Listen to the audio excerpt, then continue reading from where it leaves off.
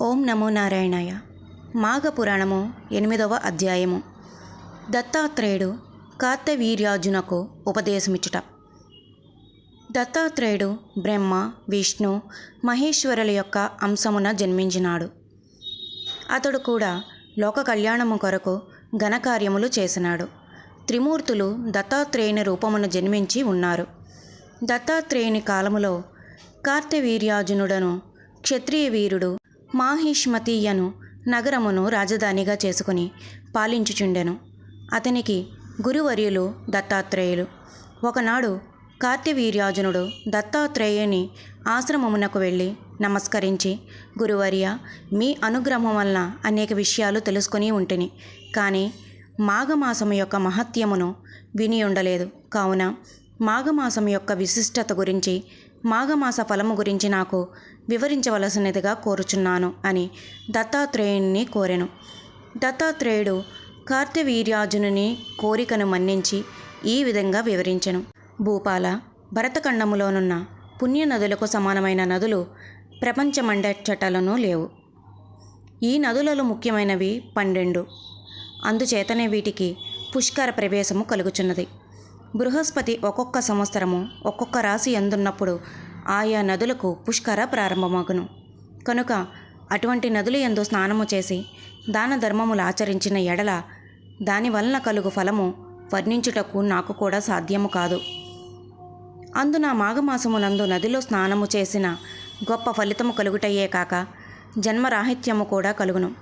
కనుక ఏ మానవుడైనను మాఘమాసములో సూర్యుడు మకర రాశి అందుండగా మాఘ స్నానము చేసి ఒక సద్బ్రాహ్మణునకు దాన ధర్మములు చేసినచో పంచమహాపాతకములు చేసిన వాడైనను ముక్తి పొందగలడు అని దత్తాత్రేయుడు కార్తవీర్యార్జునునికి ఇంకను ఈ విధంగా చెప్పుచున్నాడు. పూర్వకాలమున గంగా నదీ తీరపు ఉత్తర భాగమున భాగ్యపురమును పట్టణము కలదు. అందు నివసించు జనులు కుబేర్లు వలెనున్నారు. ఆ నగరములో హేమాంబరుడను వైశ్యుడు కలడు. అతడు గొప్ప ధనవంతుడు, బంగారు నగలు, నాణెములు రాసుల గొల్లది ఉన్నవాడు. కొంతకాలమునకు హేమాంబరుడు చనిపోయెను.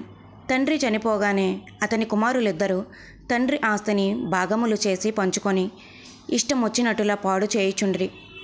ఇద్దరూ చెరొక ఉంపుడు కత్తెను చేరదీసి కులభ్రష్టులైరి.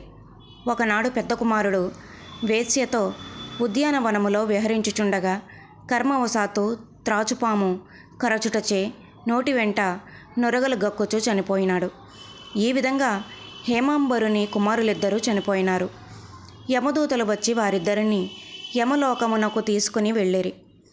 చిత్రగుప్తుడు వారి జాబితాలను చూసి పెద్దవానిని నరకంలో పడవేయమన్నాడు, రెండవ వానిని స్వర్గమునకు పంపించమన్నాడు. అప్పుడు చిత్రగుప్తునితో ఇలా అన్నాడు, అయ్యా, మేమిద్దరము ఒకే తండ్రి బిడ్డలము, ఇద్దరము ఒకే విధముగా పాపములు చేసియున్నాము.